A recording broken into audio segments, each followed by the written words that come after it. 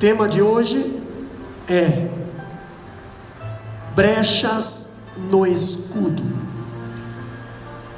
Quantos usam o escudo da fé aí? Amém? Então hoje nós vamos entender que não basta nós só ter escudo, nós temos que cuidar para que não há brechas nesse escudo, senão passa as setas do inimigo na nossa vida. 2 Coríntios capítulo 1, versículo 12, que diz bem assim: porque a nossa glória é essa, e o testemunho da nossa consciência, de que com simplicidade e sinceridade de Deus, não com sabedoria carnal, mas na graça de Deus, temos vivido no mundo e maiormente convosco, porque nenhumas outras coisas vos escrevo, senão as que já sabeis, ou também reconheceis. E espero que também até ao fim as reconhecereis, como também já em parte reconheceste em nós, que somos a vossa glória, como também vós sereis a nossa no dia do Senhor Jesus. E com essa confiança quis primeiro ir ter convosco, para que tivesseis uma segunda graça, e por vós passar a Macedônia, e da Macedônia ir outra vez ter convosco, e ser guiado por vós à Judéia. E deliberando isso, usei porventura de leviandade, ou o que delibero segundo a carne, para que haja em mim sim, sim e não, não? Antes, como Deus é fiel, a nossa palavra para convosco não foi sim e não, porque o Filho de Deus, Jesus Cristo, que entre vós foi pregado por vós, por nós, isso é, por mim e Silvano e Timóteo, não foi sim e não, mas nele houve sim. Podeis assentar, meus amados, com a Bíblia aberta. Brechas no escudo. Quando eu olho para esse tema, eu vejo que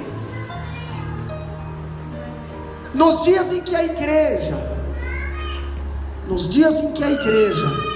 caminha na face da terra, nós devemos entender algo, e o apóstolo Paulo nos ensina na sequência desse estudo de 2ª carta aos Coríntios. Vocês vão ver que isso não é algo montado, e sim uma sequência de um ensino. Eu vejo que 2ª carta de Coríntios, capítulo 1, versículo 12, que estoura o capítulo 1 e entra no capítulo 2, eu vejo Paulo nos ensinando como se defender das críticas. O sofrimento de Paulo tinha origem nos incrédulos e também nos crentes. Ele sofria com as pessoas do mundo e também sofria com os membros da própria igreja. Ele sofria com os de fora da igreja e também com os domésticos da fé. E nós vamos entender qual era o sofrimento e por que havia sofrimento e por que do sofrimento. No texto em tela que nós lemos, Paulo faz uma defesa diante das acusações assacadas contra ele por parte de alguns membros da igreja de Coríntios. A acusação era de que Paulo não estava sendo honesto com a igreja ao mudar seus planos de visitá-los, ou tipo assim, estavam acusando Paulo de falar uma coisa e viver outra. Estavam jogando na cara de Paulo algo que Paulo teve que se defender neste capítulo. Acusaram Paulo de falta de integridade e de constância. Pastor, Existe nos dias de hoje esse tipo de comportamento na igreja. Não podemos só pensar que os ataques vêm de fora, ataques vêm de dentro também. Pastor, e aqui? Aqui nós vamos falar da igreja de Coríntios e de Paulo, onde ataques estavam dentro da igreja contra o apóstolo Paulo. Puseram em dúvida as suas reais motivações. Outra coisa, lançaram sobre ele pesados, levianos, libelos acusatórios, denigrindo a sua pessoa e o seu ministério. Crise. Que tipo de crise a igreja estava passando naquela época? Crise, apesar de ser verdade que a crise ajuda a transformar uma pessoa, também é verdade que a crise ajuda a revelar caráteres de pessoas. É na hora da crise que nós vemos que tipo de pessoa é, porque geralmente quando uma pessoa está passando por crise, ou ela descamba ou ela se fortalece. Então é na crise que nós vemos o caráter da pessoa. É na crise que nós vemos qual é o Deus que essa pessoa está servindo, se é o verdadeiro Deus ou se é o Deus dessa terra.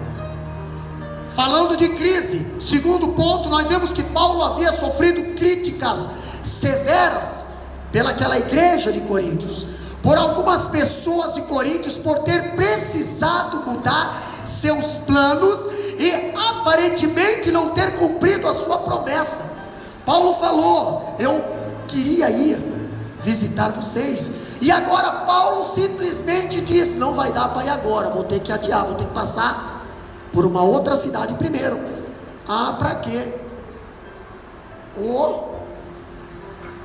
Pastor, o que aconteceu? Nós vamos ver, calma, vamos devagarinho, nós temos que aprender com a palavra. O que aconteceu? Terceiro ponto, o mal entendido que ocorre entre cristãos pode causar feridas profundas. Muitas das vezes, irmão, você não está, irmã também, você não está entendendo os porquês de certas decisões, de certas atitudes vindo da liderança. Se você não entende, não julga, ao contrário, não faça uma interpretação errada. Não entende, espera, não critica. Por quê? Porque isso machuca, pode causar feridas profundas e pode lhe prejudicar. Não prejudica a liderança, porque a liderança está sob orientação de Deus. O que nós estamos aprendendo hoje aqui? Paulo estava tomando uma decisão que alguns da igreja não estavam entendendo. Estavam criticando, botando o apostolado dele em dúvida, botando a chamada dele em dúvida, botando até o que ele falava em dúvida. Não é de Deus que você está falando. Quando nós olhamos para a segunda carta de Coríntios, capítulo 1, versículo 12 a seguir, nós vemos um quarto ponto. Além disso, Paulo também teve de enfrentar o problema de oposição à sua autoridade apostólica na igreja. Quinto ponto, só para nós dar uma introdução no que nós iremos falar hoje. Um dos membros talvez um dos líderes teve de ser disciplinado, o que foi motivo de grande tristeza para Paulo. Por quê, pastor? Porque o camarada estava agindo de uma forma errada. Paulo escreveu uma primeira carta para orientar, para corrigir, para botar as coisas. Não deram crédito à primeira carta que ele escreveu, que nós já estudamos, a primeira carta.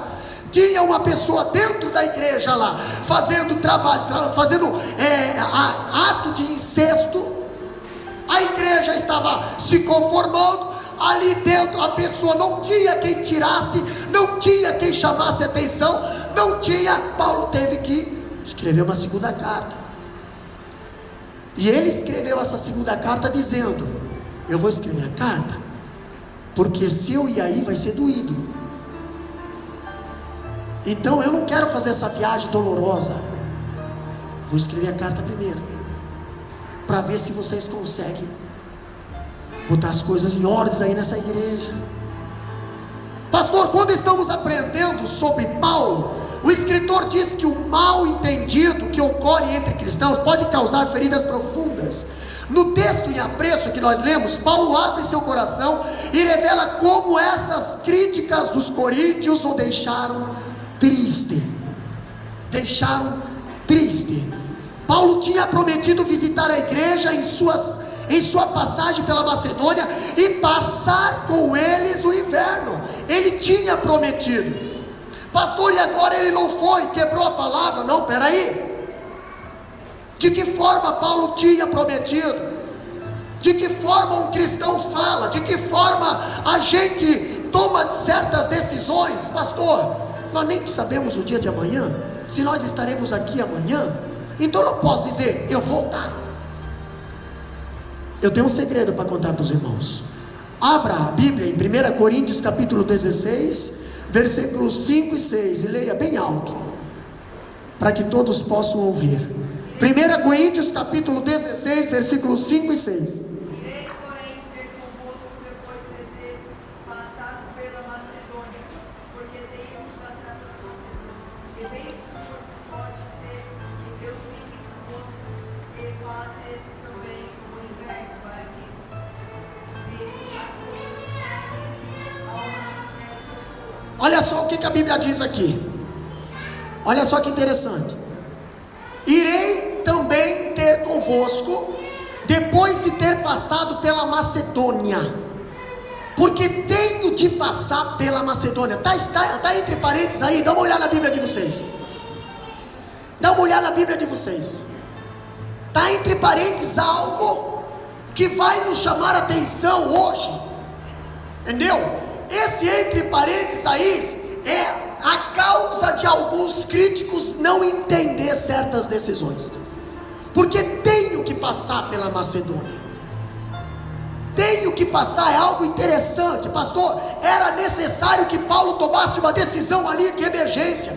Paulo, ele estava indo para Coríntios. Porém, pastor do céu, ele não foi a Coríntio.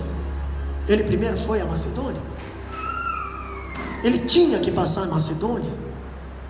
Mas era para passar pela Macedônia, mas ele ia passar por Coríntio porque ele prometeu. Mas era necessário passar pela Macedônia. Eu vejo na Bíblia, em João capítulo 4, versículo 3 e 4, Jesus indo para Galiléia, e ele falou para os discípulos bem assim: é necessário passar por Samaria. Ele trocou o roteiro, mudou o GPS na viagem. Pastor, Jesus não é de palavra, porque ele disse que ele ia por aqui, agora ele mudou o trajeto. Não é de palavra. Se você falou, você tem que agir. Irmão, calma. Se há necessidade de mudar a estratégia, tem que haver um propósito.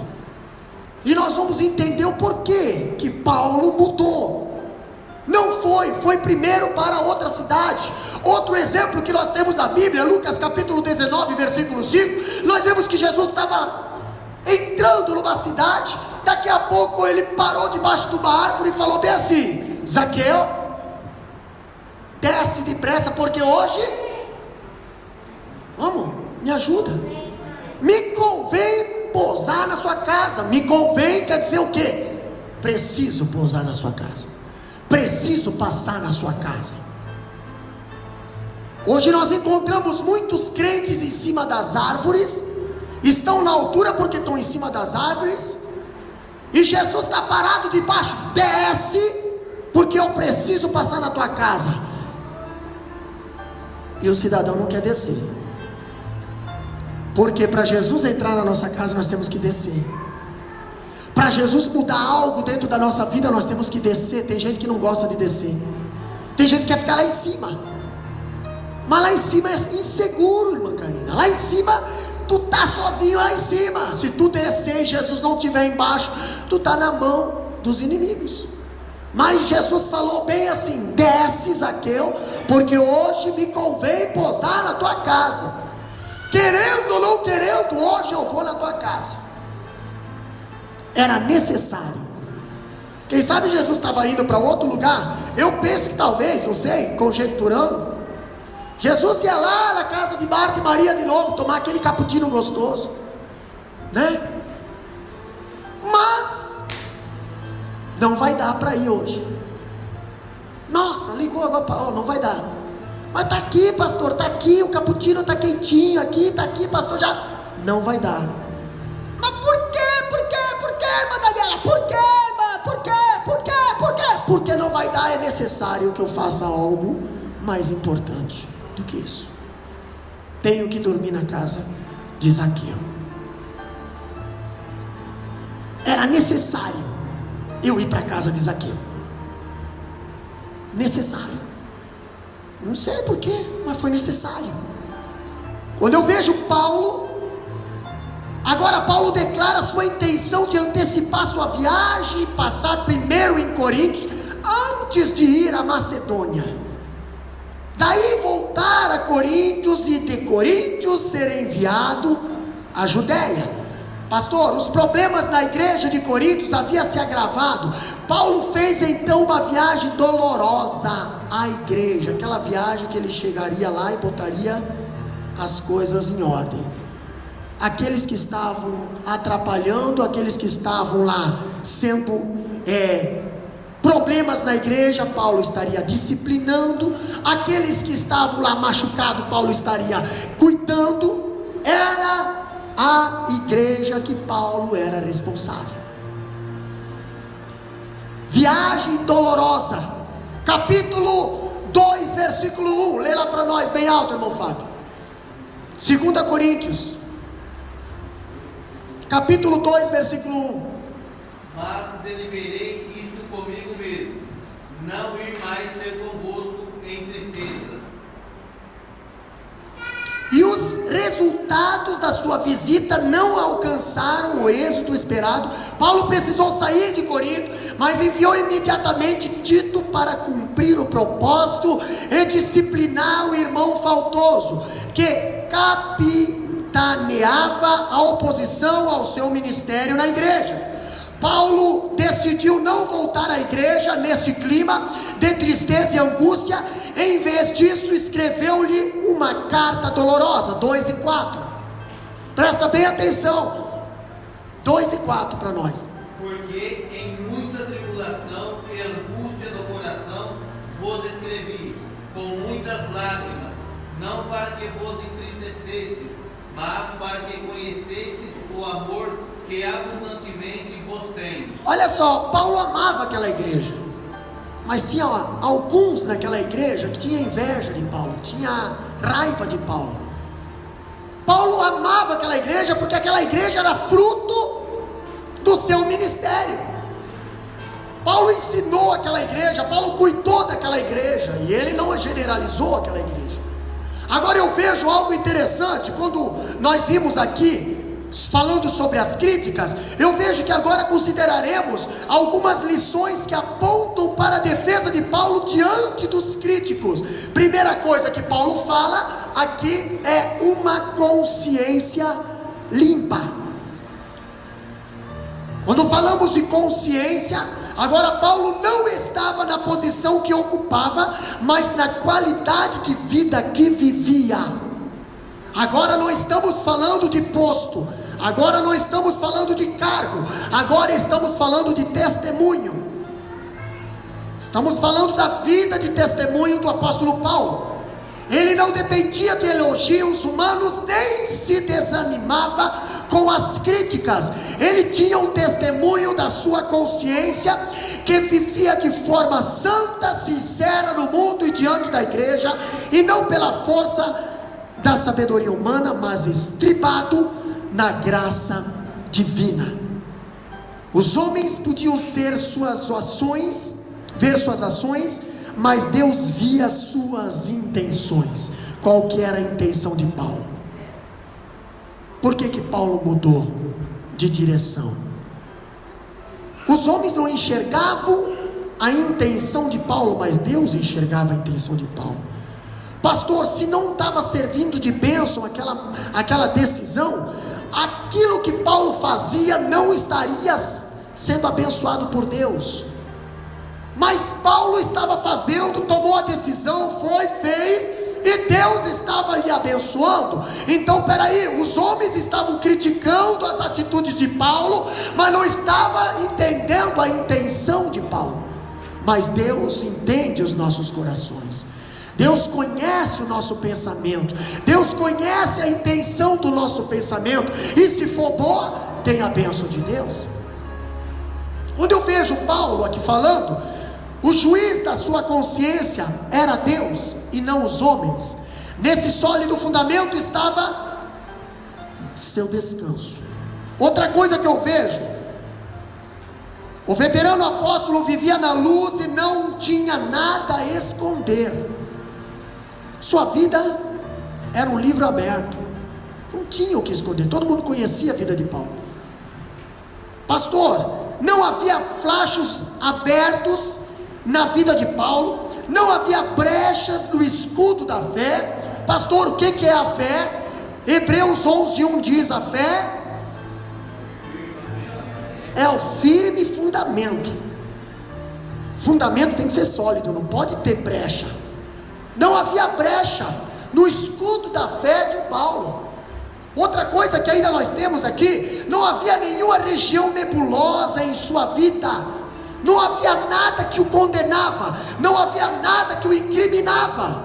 Pastor, então por que a igreja de Corinto, certos irmãos de Corinto, criticavam tanto o apóstolo Paulo? Por que será? O que a Bíblia diz? Sua vida pública e privada estava em perfeita ordem, não havia um arquivo secreto em sua alma, nem nada escondido debaixo do tapete. Hoje nós encontramos certos líderes por aí, que tem tanta coisa debaixo do tapete, se for tirar caixão. Entendeu? Não dá para pesquisar nada da vida dessa pessoa. Por quê, pastor? Porque vai achar. Paulo não tinha nada a esconder. A vida de Paulo era uma carta aberta. Todo mundo conhecia Paulo, todo mundo sabia quem era Paulo, todo mundo sabia de onde Paulo vinha, e todo mundo sabia para onde Paulo queria ir. A igreja de Paulo conhecia isso. A igreja de Paulo sabia quem era Paulo, sabia quais eram as intenções de Paulo. Tanto é que o próprio apóstolo Paulo falou para a igreja: eu não vou querer ser pesado para vocês, eu vou pedir para outras igrejinhas mais pequenas, porque vocês têm tudo, mas não têm visão, discernimento. A igreja conhecia o líder que tinha, a igreja sabia quem era Paulo.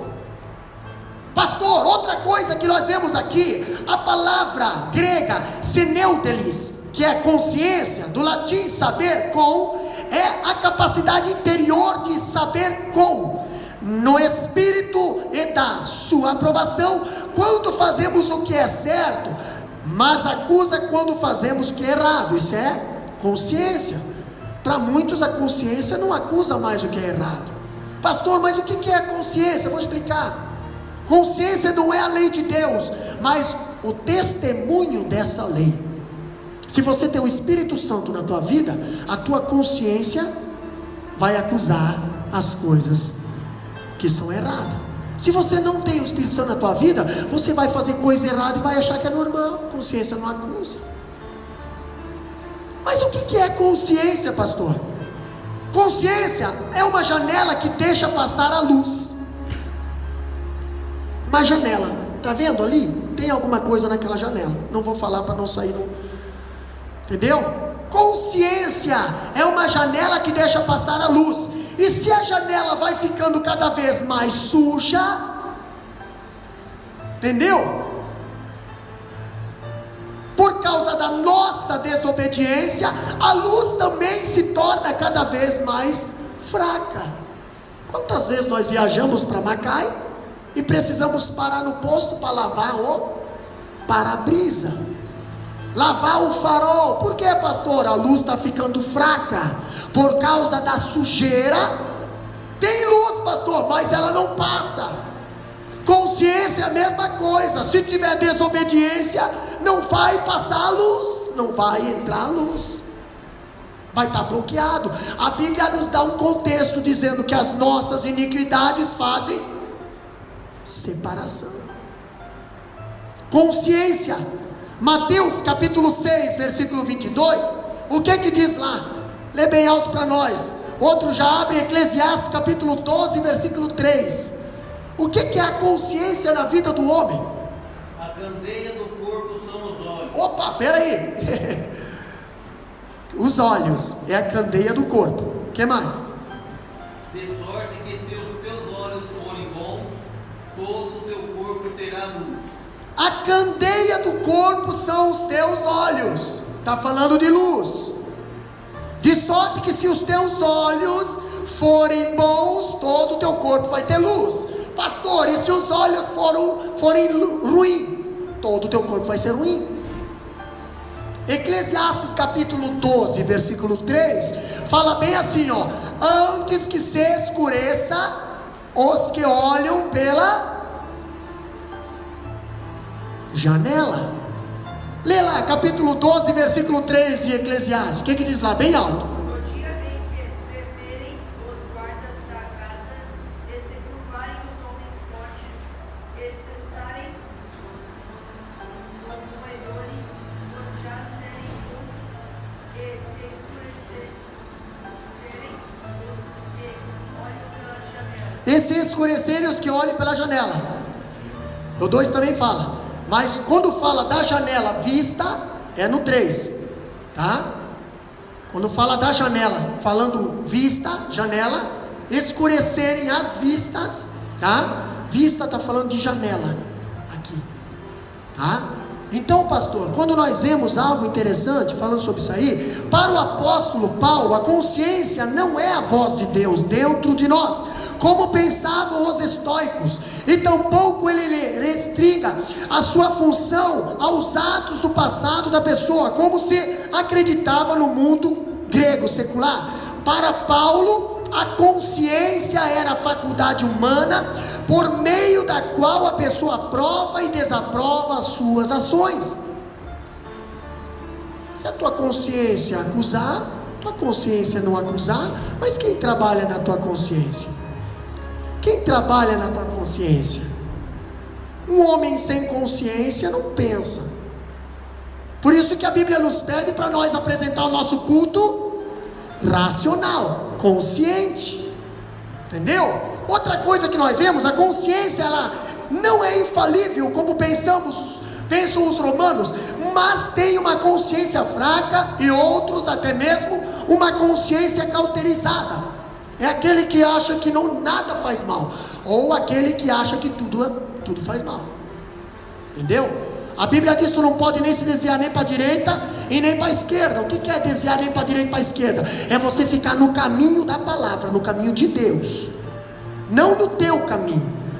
Entendeu? Caminho de Deus é não se desviar nem para o conformismo e também nem para o fanatismo, porque hoje muitas das vezes tem pessoas que se conformam, mas tem pessoas que são fanáticas, né? Ai meu Deus, tem que cuidar com isso. Fica no caminho de Deus, que Ele é a luz, Ele vai revelar o que é certo e o que não é. O teu caminho não é certo, o caminho de Deus é. Pastor, Paulo cuidava da sua consciência. Paulo ele tinha tanto cuidado da consciência, irmã Silvana, que lá em Atos capítulo 24, versículo 16, ele conta isso. O que diz lá? Atos 24 e 16. O que Paulo fala sobre a consciência dele, na qual agora eles estavam julgando que Paulo ele não falava, não cuidava do que falava e também não vivia o que falava, mas Paulo ele dizia: a minha consciência está limpa. Por que ele podia dizer isso? Porque ele cuidava, ele zelava da consciência dele. Atos capítulo 24 e 16. Por isso procuro sempre ter uma consciência sem ofensa, tanto para com Deus como para com os homens. Lê, alguma irmã, abre a Bíblia e lê para nós.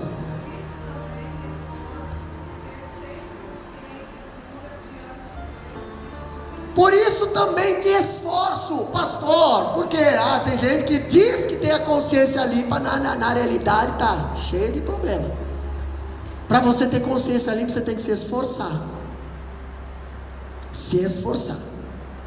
E Paulo, ele diz aqui: por isso também me esforço por ter sempre consciência pura diante de Deus. Não adianta você dizer para os homens que você está com a consciência limpa, porque os homens não acreditam. Não adianta você dizer para os homens que você está fazendo o que Deus manda fazer, porque muitos dos homens não acreditam. Pastor, teu negócio de consciência é com Deus, porque o último mandamento diz que só Deus pode entender o nosso espiritual.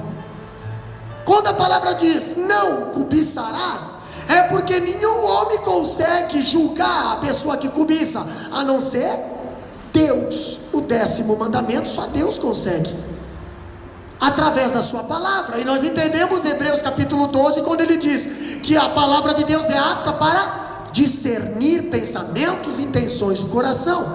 Falando ainda da consciência, o escritor aqui, a consciência é uma espécie de luz vermelha que acende no nosso interior sempre que violamos a lei instalada por Deus em nós.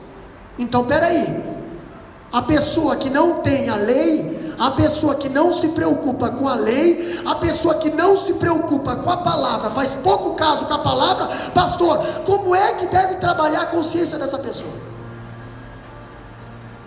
Como deve trabalhar a consciência dessa pessoa? Se a palavra de Deus diz que a consciência é uma espécie de luz vermelha, ou um farol, que acende no nosso interior sempre que violamos a lei instalada por Deus em nós. Vamos para a base? Romanos capítulo 2, 14 e 15. Lê para nós lá. Romanos capítulo 2, versículo 14 e 15. Todos os irmãos eu quero que participe do estudo, tá? Romanos capítulo 12, versículo 14 e 15. Quem achou pode ler. Romanos capítulo 2, versículo 14 e 15. Porque quando os gentios que não têm lei fazem naturalmente as coisas que são da lei, não tendo eles lei, para si mesmos são lei, os quais mostram a obra da lei escrita no seu coração, testificando juntamente a sua consciência e os seus pensamentos, quer acusando-os, quer defendendo-os. Olha só que interessante quando Paulo fala aqui, nesse capítulo, porque quando os gentios que não têm lei, entendeu? Nós temos muitos que se dizem cristão, muitos que se dizem evangélico pela face da terra, mas eles só se dizem, não tem lei, eles não têm a palavra, eles não acreditam na palavra, entendeu? Se você vai querer conversar com a palavra, eles não sabem nada da palavra, não tem lei, mas pastor, querem julgar, querem criticar, querem falar, mas não entende da palavra. Olha que interessante quando Paulo fala aqui, porque quando os gentios que não têm lei fazem naturalmente as coisas que são da lei, opa pastor, fazem naturalmente, o que eles fazem? Eles têm uma vida cristã ritual, vamos para a igreja, vamos cantar, vamos orar, vamos sacrificar, vamos até contribuir, mas naturalmente, nada com intenção e propósito. Por quê? Porque são gentios, porque não entendem o que estão fazendo, porque não sabem o que estão fazendo, não sabem qual é o significado de uma adoração, não sabem qual é o significado de um sacrifício, não sabem qual é o significado de um louvor, não sabem qual é o significado da palavra. Então eles fazem isso, aí eles não entendem muitas coisas que eles tentam representar a lei com o paganismo, a lei com o paganismo. Tem nada a ver isso aqui com Jesus, ou tem alguma coisa a ver com Jesus? Mas vocês veem que naturalmente hoje o espírito natalino está pela face da terra. Ai, que ambiente gostoso. Que ambiente gostoso? Ambiente gostoso é aquele que você tem de todo dia.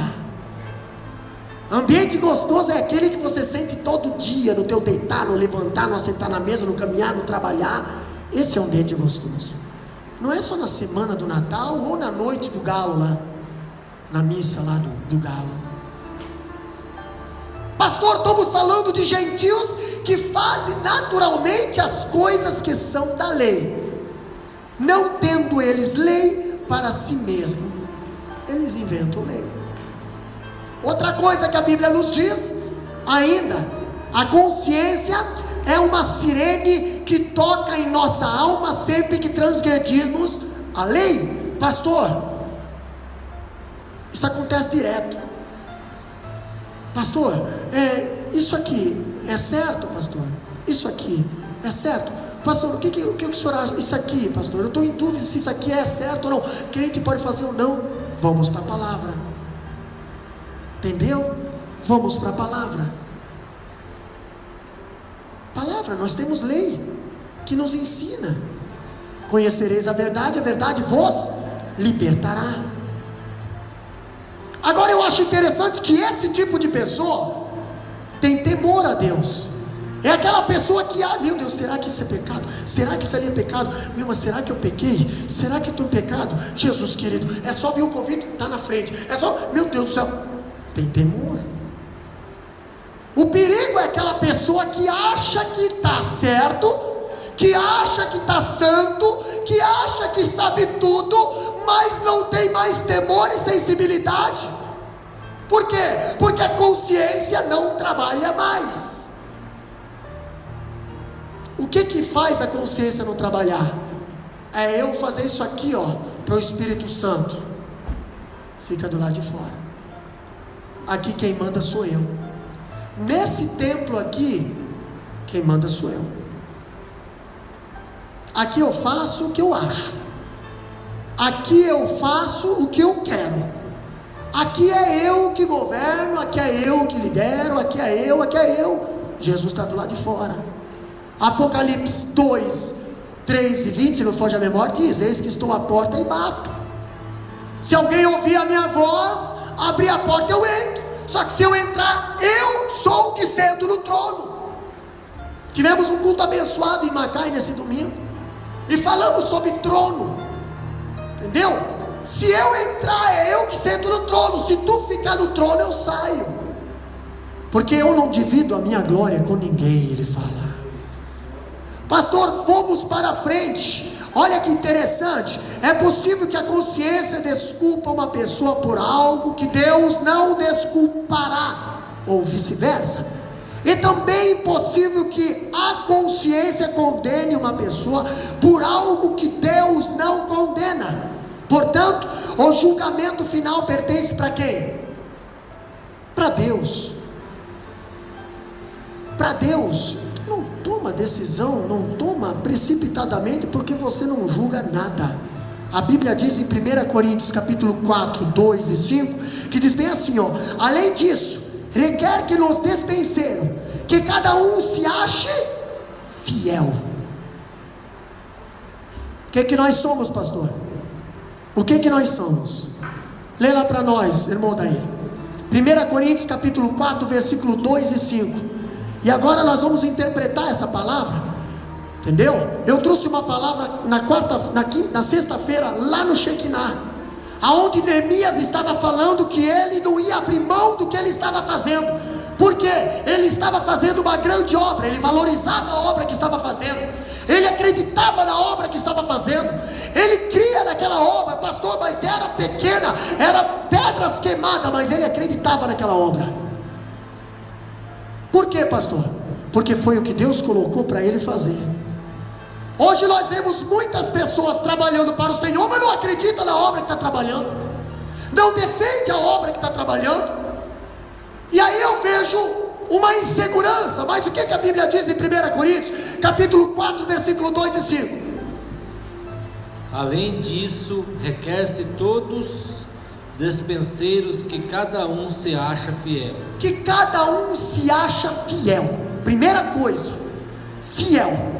Fiel ao que, pastor? Fiel a Deus, fiel à tua igreja, fiel aos estatutos da igreja, obedecer ao pastor, obedecer à liderança, fiel no teu bom testemunho. Que o despenseiro que ache fiel. O que mais que diz lá? Todavia a mim muito pouco se me dá de ser julgado por vós, ou por algum juízo humano. Nem eu também, tampouco a mim mesmo me julgo, porque em nada me sinto culpado, mas nem por isso me considero justificado, pois quem me julga é o Senhor. Portanto, nada julgueis antes do tempo, até que o Senhor venha, o qual também trará à luz as coisas ocultas das trevas, e manifestará os desígnios dos corações, e então cada um receberá de Deus o louvor. Interessante que o apóstolo Paulo estava escrevendo para a igreja dizendo: ei, vocês estão julgando. Vocês estão julgando. Nem eu não posso me julgar, embora a Bíblia diz examina, mas a Bíblia não te dá o direito de te julgar. Paulo diz: ó, nem eu me julgo, e vocês estão julgando. Vocês estão fazendo uma interpretação errada, vocês estão fazendo uma interpretação particular, pessoal, crítica, corrosiva. Vocês não deviam fazer isso. Vocês não sabem qual que é a intenção de eu ter tomado essa decisão. É para o bem de vocês e vocês não estão entendendo. Porém, naquele dia, a Bíblia diz aqui, ó: nada me sinto culpado, mas nem por isso me considero justificado. Eu posso ter errado, pois quem me julga é o Senhor. Agora o interessante: portanto, nada julgueis antes do tempo, até que o Senhor venha, o qual também trará à luz as coisas ocultas das trevas, e manifestará os desígnios dos corações, e então cada um receberá de Deus o seu louvor. Paulo está falando isso para a igreja de Coríntios. Naquele dia vai ser revelado muita coisa. Naquele dia vai ser revelado muita coisa. Muita coisa que talvez nós julgávamos hoje, nós vamos dizer assim: meu Deus, estava enganado. Mas se eu estava enganado, então alguém sofreu pela minha interpretação errada. Alguém sofreu pela minha interpretação errada. Quando eu falo de Paulo, eu ainda digo que Paulo fala de um coração amoroso para com aquela igreja. Um coração amoroso. Paulo estava falando para a igreja. Paulo não estava falando para pessoas que não estavam na igreja dele. Paulo estava falando para a igreja. A responsabilidade de Paulo era com a igreja. Quem não frequenta a igreja não está com a palavra de Deus. Paulo estava orientando a igreja. Quem não gosta de frequentar a igreja é porque não gosta de viver em união. Quem gosta de viver em união está na igreja. Agora, aqui é lugar de pessoas com problemas, não de pessoas perfeitas. Os perfeitos não vêm na igreja. Os perfeitos fazem reunião em outros lugares, mas não está na igreja. Paulo está defendendo a igreja, aquela que Deus colocou sob a responsabilidade dele. Ele está defendendo essa igreja. Aquela que Paulo estava sofrendo para ensinar, ele estava defendendo essa igreja, cuidando dessa igreja, purificando essa igreja. Paulo está falando dessa igreja, a igreja de Coríntios. Algo interessante, quando ele fala do coração amoroso, lá no capítulo 1, versículo 15 a seguir, os críticos estavam acusando Paulo de ter agido com leviandade, de ter deliberado segundo a carne, quando mudou os planos de viagem a Coríntios. Olha aqui, ó, eles atacavam Paulo, dizendo que ele não estava sendo íntegro em suas palavras. Eu sempre falo para os irmãos, para os obreiros, para os líderes, para toda a igreja: prega a Bíblia, não vai ter problema. Pode dizer que você não está falando a verdade, mas estão falando contra Deus, porque você está pregando a Bíblia. Sempre vai ter alguém para botar alguma coisa, uma crítica. Isso tem em todo lugar. Mas se você estiver na palavra, tu não tem medo, tua consciência está limpa. Deixa tacar a pedra. Terça-feira passada nós falamos sobre a pedra. Deixa tacar a pedra, deixa dar sarafada. Problema? Prega e não te cales. Prega e não te cales. E aqueles que não gostam se convertam. Prega e não te cales. Enquanto você está pregando a palavra, interpretando a palavra como ela é, como Deus nos manda interpretar, a palavra como ela é e foi falada para nós, não temos problema. Pastor, mas por que ela causa tanto constrangimento? É porque a verdade causa constrangimento, ela deve causar constrangimento. Se a verdade não causar mais constrangimento, o problema não está na palavra, o problema está em nós, a nossa consciência. Agora, se você ouvir a palavra e meu Deus, que palavra, nossa, é porque causou efeito na tua vida. Só resta você decidir se vai aceitar ou ignorar. Entendeu? Só resta nós decidir se vamos aceitar esse remédio. Pastor, o remédio é forte. Remédio forte, ele cura. Dói, mas cura. Quando eu fui fazer a cirurgia lá, me botaram, como é que é o nome lá? Morfina na veia, que eu senti um negócio assim, pensei, eu vou morrer agora. Nossa, mas está queimando tudo. A mulher falou, calma nada, eu estou fervendo. Nunca me deu esse tipo de calorão. Toda a minha adolescência, remédio forte, mas na mesma hora estancou aquela dor que eu estava passando. Quase morri. Cheguei lá praticamente desmaiado. Meteram um remédio na veia, morfina, coisa forte, droga praticamente, mas eu reanimado, não senti mais dor. Por quê, pastor? Porque eu fiquei a semana inteira tomando aquele remédio forte. Muitas das vezes a dor que você passa, você precisa de um remédio para aliviar a dor, para te curar. Mas não, pastor, remédio eu não quero. Não quero, então você vai ter que ficar com a dor. É uma decisão sua. O médico receitou, não receitou? Mas eu não vou querer, então. Seus críticos o haviam acusado de ser o tipo de homem que diz sim e não ao mesmo tempo. Olha o que estava acontecendo lá. Capítulo 1, versículo 12 de 2 Coríntios. Olha o que estava acontecendo com o apóstolo Paulo e a igreja de Coríntios. A igreja não, alguns da igreja. Capítulo 1, versículo 12. Bem alto. Porque a nossa glória é esta, o testemunho da nossa consciência, de que com simplicidade e sinceridade de Deus, não com sabedoria carnal, mas na graça de Deus, temos vivido no mundo e maiormente convosco. Olha só que interessante, que diz os coríntios acusavam Paulo de seguir a sabedoria humana. Sabedoria humana, né? Quem sabe se fosse nos dias de hoje, eles diziam assim, ó, pastor, você só está pensando no senhor. Sabedoria humana. Só está passando conhecimento para a igreja, não está passando nada que está ajudando a igreja. Só está passando algo que está lhe favorecendo. Toda vez que você vai pregar, você praticamente se enaltece mais do que a palavra do Senhor. Sabedoria humana. Mas Paulo estava falando o quê? Paulo estava dizendo que não acontecia isso. Paulo estava dizendo que a consciência dele era tranquila, irmã Renata, era limpa, de ignorar a vontade de Deus. Ainda fala no versículo 17 que os irmãos, alguns irmãos daquela igreja estavam dizendo que Paulo ignorava a vontade de Deus. Paulo não estava fazendo o que Deus tinha mandado fazer. Paulo não estava pregando realmente o que deveria pregar, que era a palavra. Por que estava acontecendo isso? Porque Paulo escreveu algo doloroso para a igreja, e muitos daquela igreja não estavam aceitando.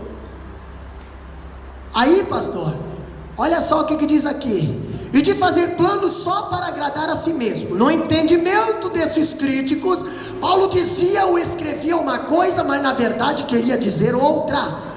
Seu sim era não e o seu não era sim. Ei, o que Paulo estava querendo dizer? Olha que interessante. 1 Coríntios 16 e 7, lê lá para nós, irmã Karina. E outro já abre Tiago 4, versículo 13 a 15.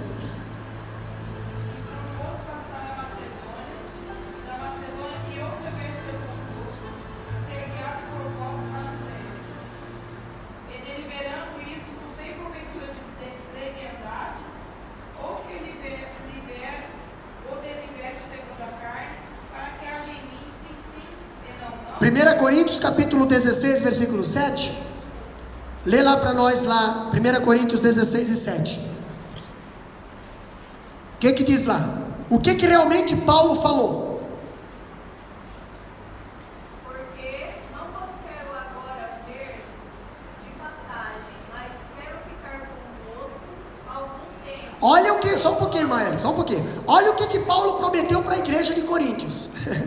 Eu não quero chegar lá e passar simplesmente e tomar um cafezinho na casa dos irmãos. Não, eu quero ficar lá um tempo para passar algo para a igreja, para ajudar a igreja com o que eu posso.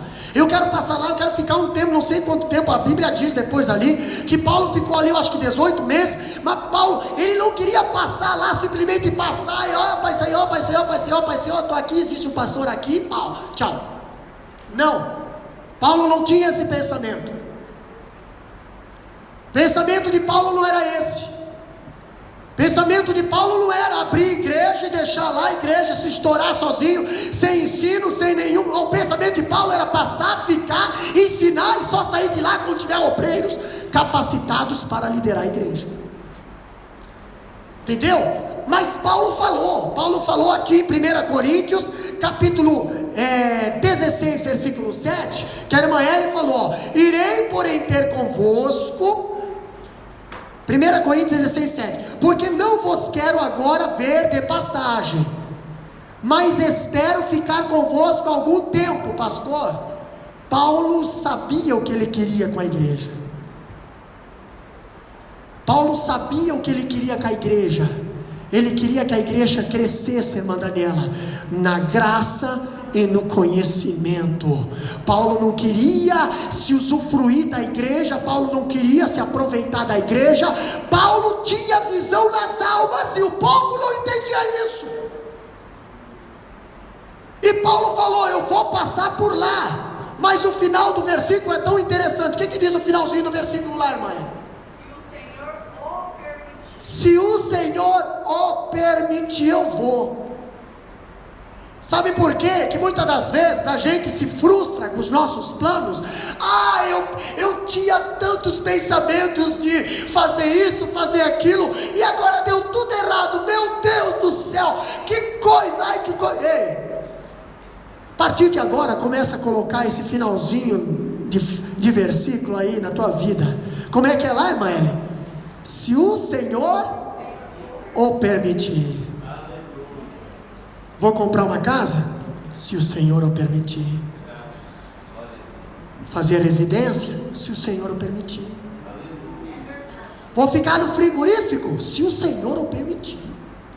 Vou embora para o Brasil? Se o Senhor permitir. Sabe por quê? Sabe por quê? Por que o pastor está falando isso? Porque eu tenho base bíblica. E eu gosto de falar e ter base. Eu não gosto de dizer assim, falar e simplesmente jogar ao vento, fazer aquela confusão toda e não saber o que está falando. Espera aí, abra a Bíblia em Tiago capítulo 4, 13 a 15. Abre em Tiago capítulo 4, 13 a 15, que nós já vamos entender esse, se o Senhor o permitir. Tiago capítulo 4, 13 a 15.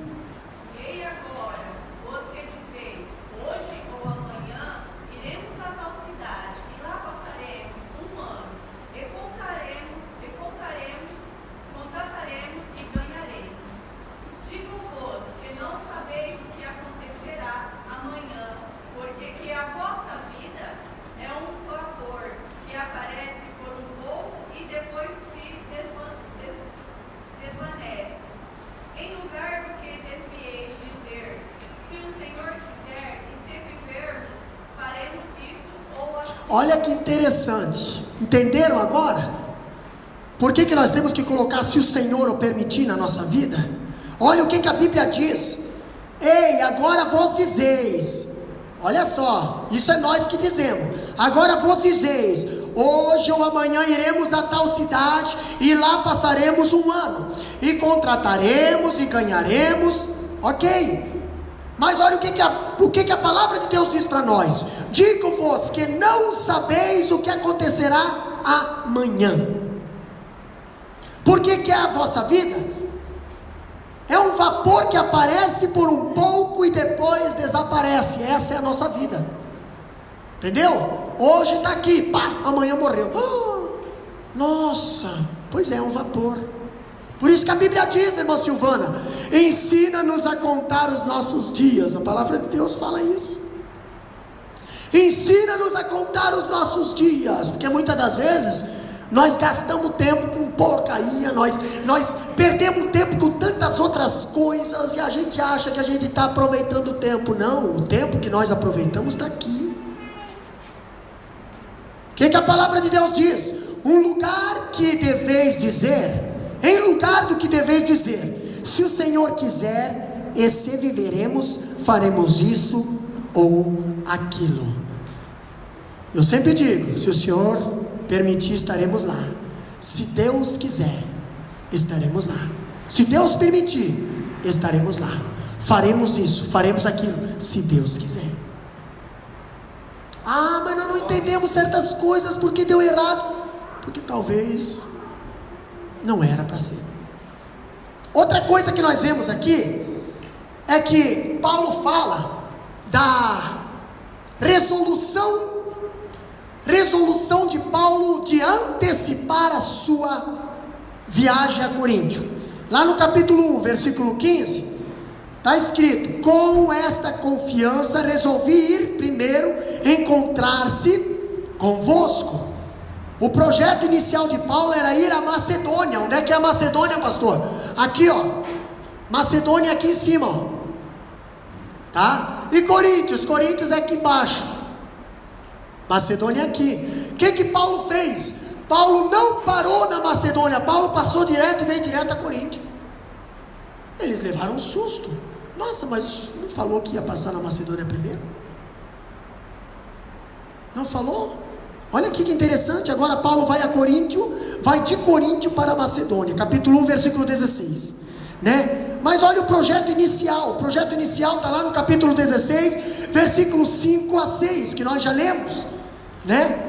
O zelo pastoral de Paulo o leva a priorizar a visita à igreja de Coríntios. Pastor, Paulo, ele tinha que passar na Macedônia primeiro, mas o zelo pastoral, a igreja de Coríntios estava com mais necessidade naquele momento.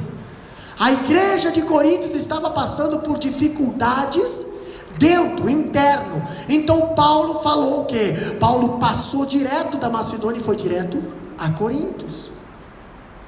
Foi direto a Corinto. Por quê, pastor?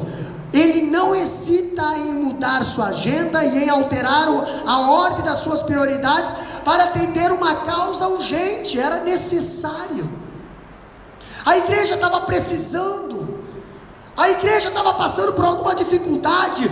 Até o apóstolo Paulo estava sofrendo com a dificuldade que estava acontecendo naquela igreja. Paulo tinha que ir lá urgentemente resolver aquela situação, colocar em ordem aquela igreja, disciplinar aqueles que estavam fazendo desordem e depois seguir viagem. Mas outra coisa que Paulo nos fala aqui no capítulo 1, versículo 15, é que o propósito de Paulo em antecipar a viagem de Coríntios. Capítulo 1, 15 a 16, o que diz lá? E com essa confiança quis primeiro ir ter convosco, para que tivesseis uma segunda graça, e por vós passar a Macedônia. Olha só que interessante, o que o irmão Fábio falou aqui, ó: para que tivesse uma segunda graça, uma segunda bênção. Mas peraí, eles estavam com uma primeira bênção, sim, a salvação. E a segunda bênção? A bênção era o investimento. Olha que interessante o que diz esse versículo. Lê de novo essa passagem ali. E com essa confiança quis primeiro ir ter convosco, para que tivesseis uma segunda graça. Ok, que mais? E por vós passar a Macedônia. E por vós passar a Macedônia. Paulo estava querendo falar para os irmãos de Coríntios: ó, eu vou primeiro em Coríntio, porque a igreja de Coríntio tem condição de me enviar para Macedônia, de me manter na Macedônia. Então você está olhando ali na Bíblia, o que diz ali? E por vós passar a Macedônia. Por vós, não por ele. Paulo estava falando para a igreja, para que a igreja se ligasse, se tocasse, que a igreja era uma igreja que tinha condições de manter missionários. Entendeu? Paulo estava falando para a igreja: por vós me enviar a Macedônia. O que mais que diz ainda? E da Macedônia e outra vez ter convosco. E da Macedônia depois voltar. E ser guiado por vós à Judéia. Ó, e depois que vocês me mandar para a Macedônia, eu volto para vocês de novo e vocês me enviem para a Judéia. Mas a igreja de Coríntios, alguns irmãos de Coríntios não entendiam isso. Além de duvidar da integridade de Paulo, talvez estava duvidando até que Paulo estava passando a mão no dinheiro. Não sei. É o que a Bíblia está dizendo aqui. Mas não estamos longe disso. Hoje nós encontramos muitas pessoas que duvidam, desacreditam, né? Jogam no ar muitas das vezes algo que não é verdade. Mas nós lemos aqui atrás que naquele dia vai ser tudo revelado. Muitas das vezes dói para nós plantar uma semente, dói para nós fazer a obra missionária, dói. Porque muitas das vezes nós estamos tentando plantar e outros estão desplantando. Não estão fazendo que nem Neemias, dizendo assim para Sanbalat: estou fazendo uma grande obra, a obra que eu estou envolvido é grande, eu valorizo. Sanbalat diz: mas é muro, é pedra queimada, é fogo, é coisa destruída, não tem problema. Tu pode não valorizar, mas eu valorizo. Tu pode não acreditar, mas eu acredito. Tu pode não querer fazer com amor, mas eu estou fazendo com amor. Tu pode até falar mal, mas eu defendo, porque o que eu estou construindo aqui vai me proteger. Neemias falava isso. Pastor, algo interessante, quando o propósito de Paulo, eu vejo aqui o primeiro propósito, aqui ó, benefícios espiritual dos crentes. Primeiro propósito, Paulo menciona 2 propósitos pelo qual antecipou a sua viagem. Por que Paulo antecipou essa viagem, irmão Edson? Por que ele diz em 1 Coríntios, antecipou? Primeiro, para o benefício espiritual dos crentes. Ele estava querendo beneficiar os crentes com alguma coisa. Versículo 15, o que diz lá? Versículo 15: para que tivesses um segundo benefício, ou uma segunda graça. O escritor interpreta primeiro benefício como o período que passou entre eles, ganhando para o Senhor, que é Atos capítulo 18, versículo 11, que diz bem assim, ó. Lê lá para nós, Atos 18 e 11. Primeiro benefício foi que Paulo passou a primeira vez por Coríntios, que ganhou aquela igreja para Jesus. Mas agora o segundo benefício, Paulo quer ficar lá para ensinar aquela igreja. Atos capítulo 18, versículo 11, pode ler bem alto. E ficou ali 1 ano e 6 meses, ensinando entre eles a palavra de Deus. Mas sempre Gaio com os 18 e 11 só. E ficou ali 1 ano e 6 meses ensinando entre eles a palavra de Deus. Pastor, esse é o primeiro benefício. Foi a primeira vez que Paulo passou pela cidade de Coríntios. Segundo benefício, é a segunda vez que Paulo ia passar. Paulo ficou 1 ano e 6 meses, é o que diz ali, né? 1 ano e 6 meses ensinando entre eles a palavra de Deus. Mas o que aconteceu? A igreja não obedeceu o que foi ensinado. E agora a igreja está com problema. Paulo precisa passar de novo uma segunda vez lá, para um segundo benefício, para que eles sejam receba uma segunda graça. O segundo benefício seria a confirmação dele por meio da sua visita, a fim de obter progresso espiritual. Paulo era o pai espiritual daqueles crentes. 1 Coríntios 4:15, o que diz lá?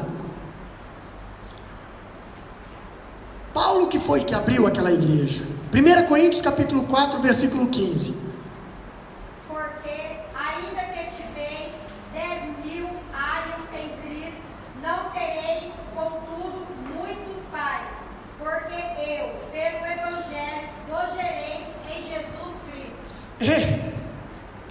Paulo fala que além que vocês tivessem muitos pais, porque ainda que tivesse 10.000 anos em Cristo, não tereis contudo muitos pais, porque eu pelo Evangelho vos gerei.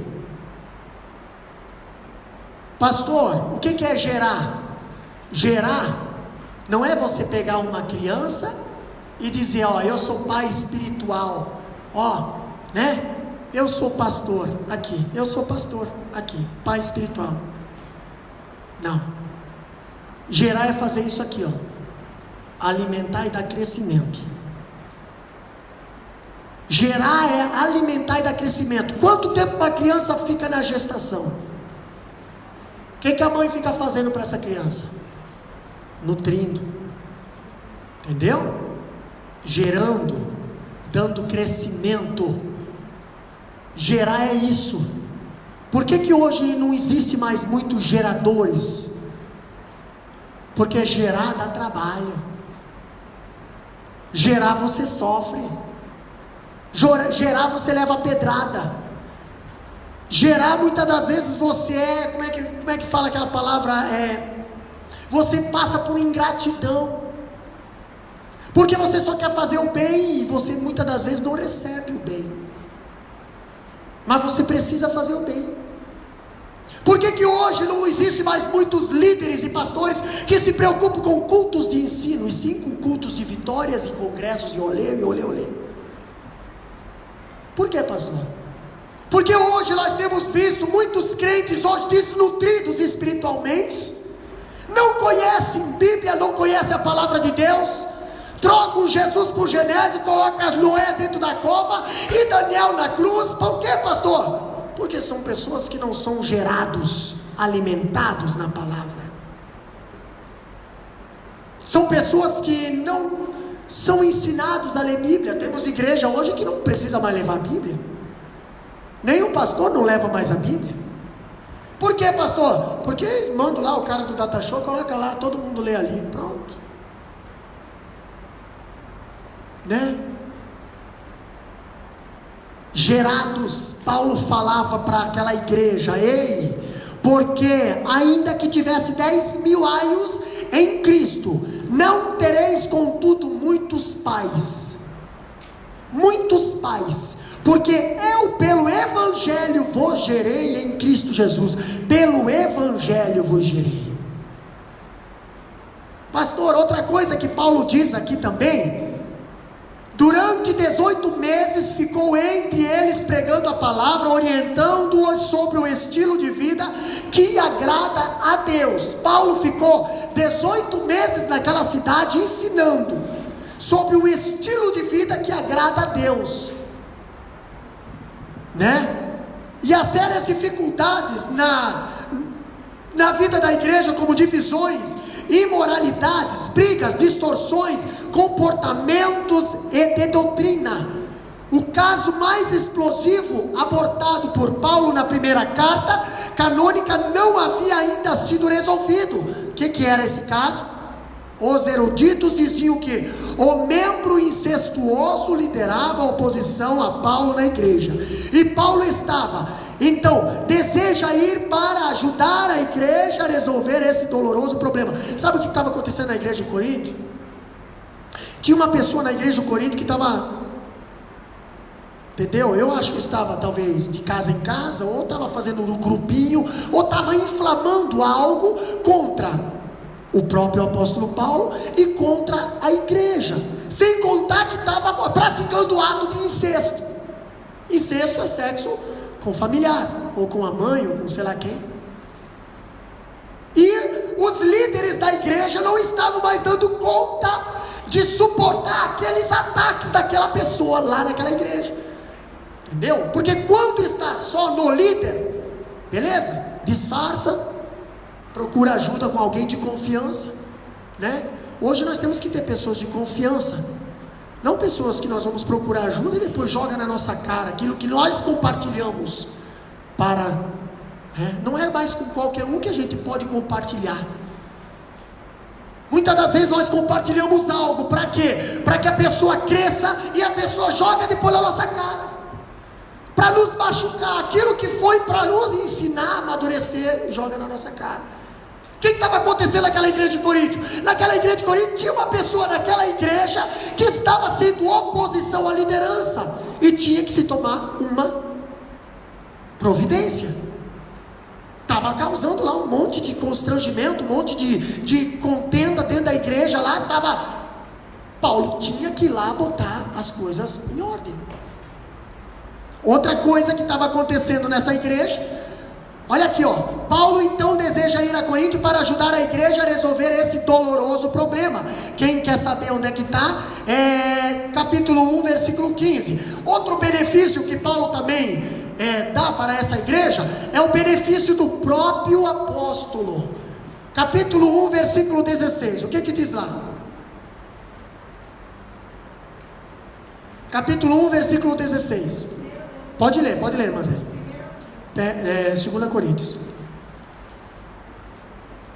por vós passar a Macedônia, e da Macedônia e outra vez pelo posto, ser guiado por vós à Judéia. Benefício do próprio apóstolo. Paulo, como apóstolo enviado de Cristo, tinha o direito de requerer da igreja o sustento financeiro para ser encaminhado à Macedônia, depois à Judéia. O escritor esclarece que esse ponto dizendo a frase ser enviado por vós. Está aí na Bíblia de vocês? Ser enviado por vós. Está querendo se referir o quê? Ser sustentado por vós, ser mantido por vós, né? Olha só que interessante. Não significa meramente que os coríntios diziam adeus a Paulo.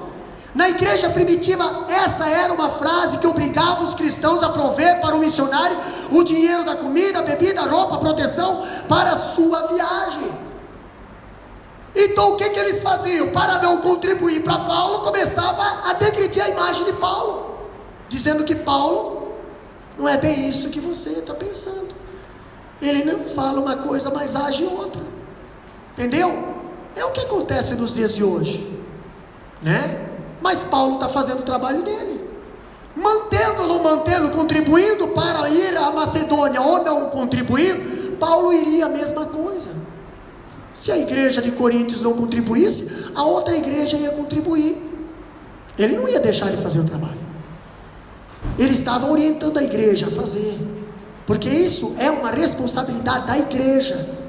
Como é que esse trabalho aqui foi aberto? Foi assim, alguém contribuiu até que a igreja conseguisse andar sozinha. Entendeu? Alguém contribuiu. Outra coisa, pastor, olha só, como a oferta já estava sendo levantada na igreja em prol dos pobres da Judéia, Paulo esperava que a igreja de Coríntios o ajudasse a chegar com essa oferta à Judéia, né? Muitas vezes alguém pergunta assim: pastor, eu tenho umas malas de roupa aqui, eu tenho alguma coisa para levar lá para os irmãos lá. Irmão, tá bom, vou deixar tudo na casa do senhor. Amém. Quem é que vai levar? Não, você leva, mas quem vai levar? Quem é que vai bancar? Quem é que vai pagar? Interessante, né? Uma vez alguém apareceu lá com umas 4, 5 malas. Eu falei: para que essas malas, irmão? Para distribuir, levar para o Brasil. Eu falei: mas quem é que vai levar? A igreja leva. Tá, você nem dizimista da igreja não é. Nem dizimista da igreja não é. Você quer que a igreja ainda arca com as tuas coisas para levar embora. Você que está doando deveria pagar para levar. Entendeu? Você que está doando deveria se responsabilizar também pelo... Aqui nós temos Paulo com a oferta para levar para a Judéia, mas Paulo não tinha o dinheiro da viagem. Paulo estava falando para a igreja de Coríntios: vocês deveriam se me enviar para lá. Não, colocam a oferta para levar, mas não se encarrega com a viagem do coitado. Se vira aí, se vira nos 30. Aí se Paulo pega do dinheiro que era para ir lá para a Judéia, é porque Paulo está mexendo no dinheiro que era para a Judéia. Então o que Paulo está fazendo ali? Paulo está orientando a igreja a fazer as coisas da maneira certa. Bíblia, irmão, quem aprende a palavra se torna sábio. Outra coisa que Paulo fala ainda, o exemplo de Paulo para antecipar a sua viagem. Olha aqui, ó. Qual que foi o exemplo? Capítulo 1, 17 até o 20. Diante da acusação de que Paulo estava sendo leviano e deliberando segundo a carne, falando uma coisa e fazendo outra, está lá no versículo 17, tá? Paulo confronta a própria incoerência deles, invocando 3 exemplos. Primeiro exemplo que Paulo invoca, sabe como é que se defende quando alguém lhe acusa e você é um inocente? Se defenda com isso aqui, ó: fidelidade a Deus. Capítulo 1, versículo 18, lê lá para nós.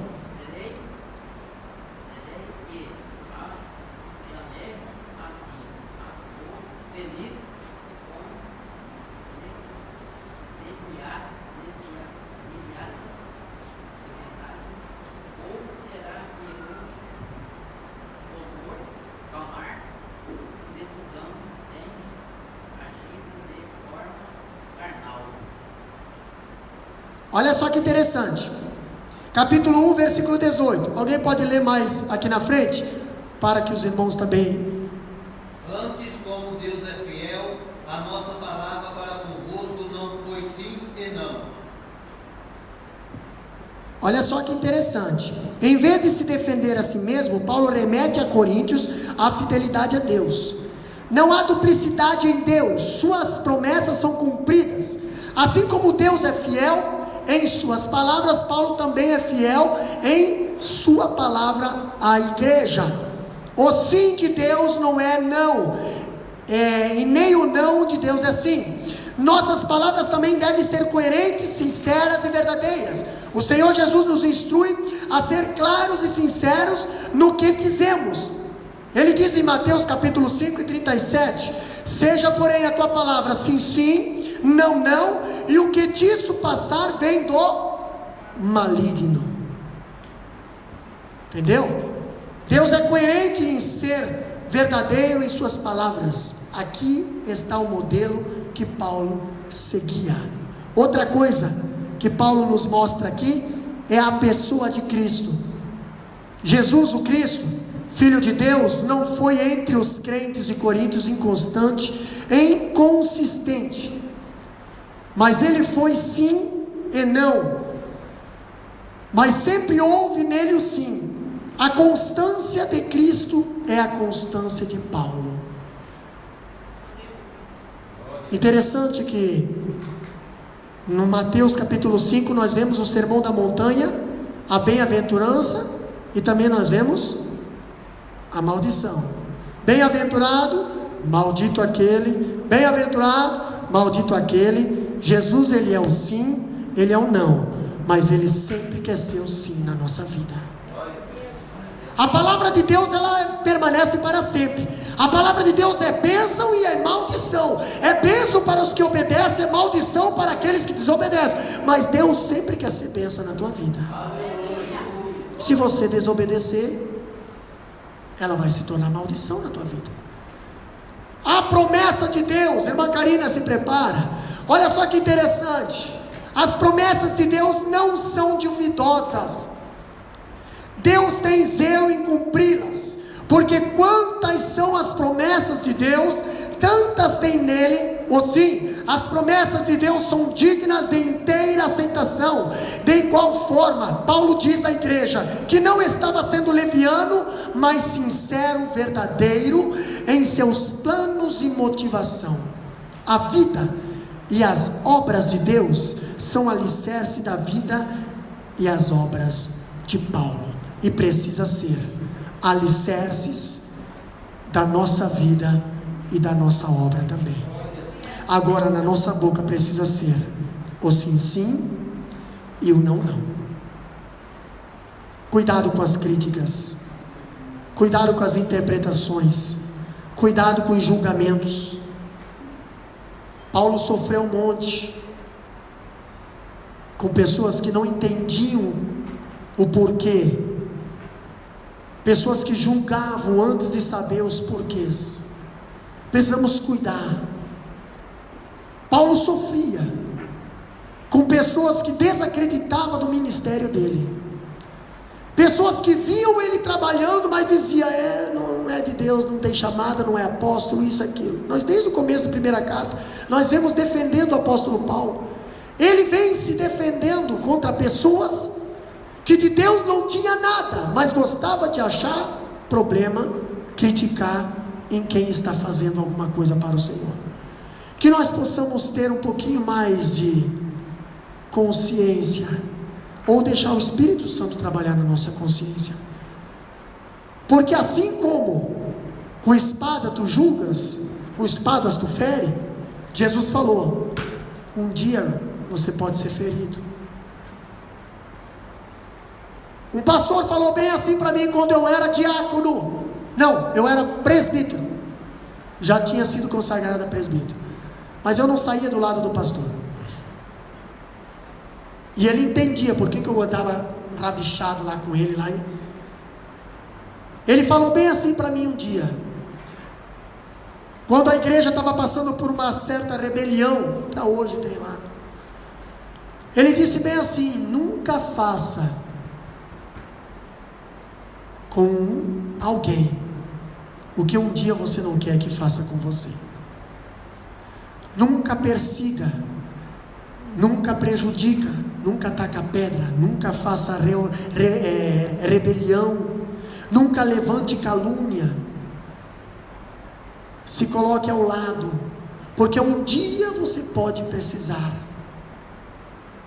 E graças a Deus, em todo o meu ministério, poucos anos que eu tenho de obreiros, teve dia que eu fiquei sozinho do lado do pastor, mas não abandonei ele. Quando todo o presbitério da igreja fez uma reunião para expulsar o pastor da igreja, a convenção estava lá. Agora eu posso falar porque esse pastor já saiu, já passou uns 3, 4, convenção estava lá, e cada presbítero foi dado a palavra, e se levantavam, pá, e pá, pá, por causa de reconhecimento. Obreiros que tinham sido consagrados por ele, abençoados por ele, estavam tacando pedra nele, estavam destruindo ele.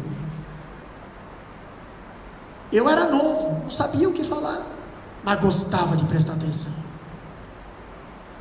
Me botaram de pé e eu falei bem assim, pastores, convenção de Santa Catarina. Na realidade eu deveria estar aprendendo com esses aqui, que são mais antigos que eu, mas cada um tem o direito de opinar, mas eu não vou opinar dessa maneira. Então a minha palavra está na boca do vice-presidente e do pastor. Pastor, o que aconteceu? Saí praticamente sozinho dali, fui quase crucificado, mas não tem problema. 2 anos depois, houve um convite, e esse convite não veio para mim, veio direto para o pastor da igreja, que nem era mais aquele pastor, era um outro. E esse pastor ligou para a convenção e explicou o caso, preciso enviar alguém para fora do país. Qual é o nome do cidadão? Porque aí é tudo figurinha carimbada. É fulano de tal. Fulano de tal. É fulano de tal. Qual? Aquele? Isso. Pode mandar, esse menino vai longe. Não temos como consagrar aqui, já estaremos ligando para a convenção do Paraná. E a convenção de Santa Catarina entrou em contato com a convenção do Paraná. E as duas convenções, primeira vez na história, consagrou um pastor. Irmão, lá na frente você vai ter que passar. Lá na frente você vai ser líder, pastor.